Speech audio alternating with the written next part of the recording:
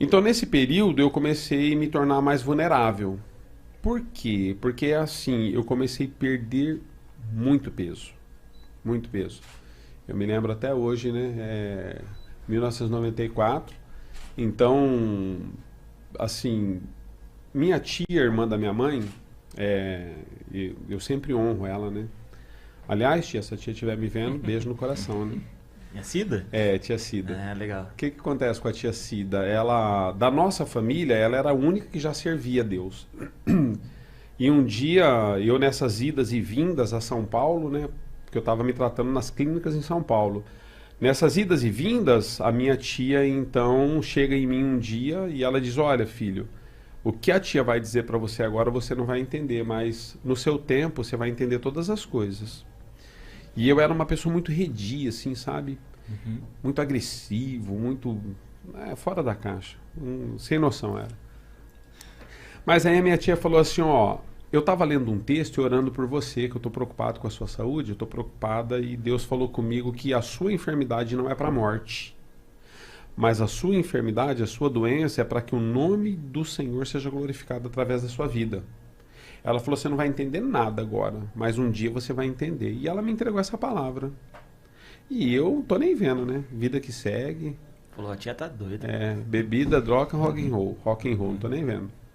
E tô indo pra cima, mas aí fui ficando muito debilitado. Então eu cheguei a 70 quilos, né? Eu sempre fui alto, assim, e 70 quilos eu tava bem mal, bem mal. E aí eu me lembro que os médicos marcaram uma biópsia para mim, né, em São Paulo, e aí a minha tia que falou do evangelho para minha tia Cida, ela se propôs em ir comigo para São Paulo nas clínicas. Então nós marcamos a viagem que a clínica tinha pedido, e aí nós fomos para São Paulo, eu, a Giovana e a minha tia. E aí eu tava com muito medo. Aí, sabe o que que acontece? Eu não sei assim, né, como vocês encaram isso. Mas uma das coisas mais difíceis para a gente é lidar, e eu vou dizer isso assim de maneira muito clara, dentro do mundo em que eu vivia, porque eu vivi intensamente aquele mundo. Sim. Eu tive uma entrega assim muito grande para aquele mundo. Então, quando nós nos tornamos, e para minha época e para o meu convívio quando nós nos tornamos assim famosos, né, lidar com a fama, lidar com a posição é algo que nos desgasta muito. Então o meu mundo começou a ruir. Por que que ele começou a ruir? Porque daí a galera, né?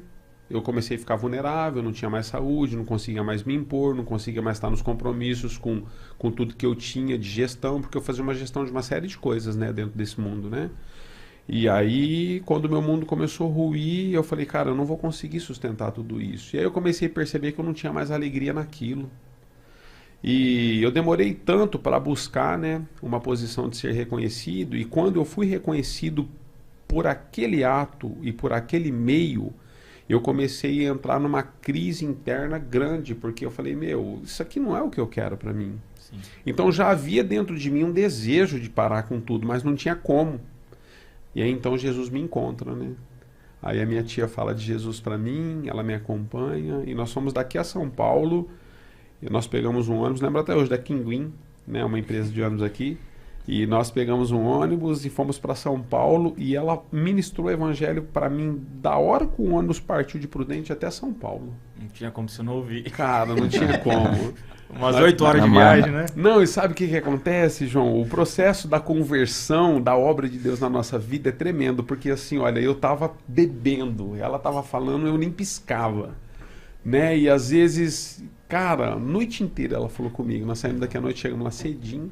E falando de forma simples mesmo. Simples, me ensinando o beabá do evangelho. Legal. Falando que Jesus é bom, que ele salva, liberta e cura, que relacionamento com Deus é isso, que nós precisamos aprender a orar numa intimidade pessoal e real, essas coisas todas. Foi o seu né? primeiro contato? Foi o meu primeiro contato. Legal. Né? Aí ela falou todas essas coisas para mim e tal, aí nós voltamos de São Paulo. Quando nós voltamos de São Paulo, ela fez um desafio para mim. Mas peraí, lá em São Paulo você fez exames. Fiz exames ainda. Aí não saiu o resultado. Não, aí eu tinha uma outra volta para que vai ser a última, Entendi, né, a São entendi. Paulo. Aí nesse dia, então, João, nós voltamos, né? E aí foi quando marcou a biópsia. Aí marcou para fazer. Entendi. Quando marcou a biópsia, eu lembro que a minha tia, então, ela me fez um convite para mim ir num culto. E eu assim, né? Cara, eu tinha síndrome do pânico, síndrome de tudo que você pensar eu tinha. Eu tinha medo de multidão, eu tava numa crise.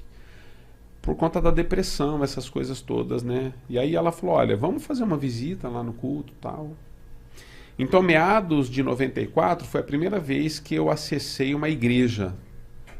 Porque eu nunca fui descrente, eu sempre criei em Deus, mas assim, eu não tinha esse contato, né, pessoal com Deus.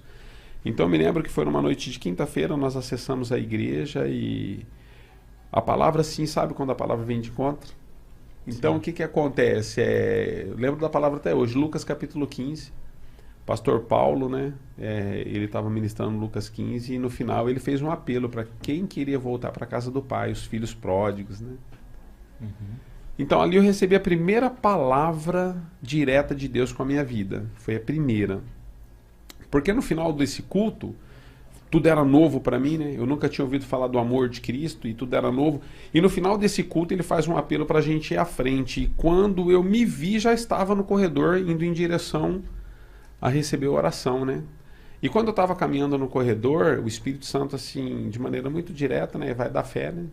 Mas o Espírito Santo, ele de fato ministrou meu coração. Ele diz, olha, assim como você ouviu esse homem hoje, ministrando você, eu vou fazer de você um pastor. Você vai ministrar muitas pessoas.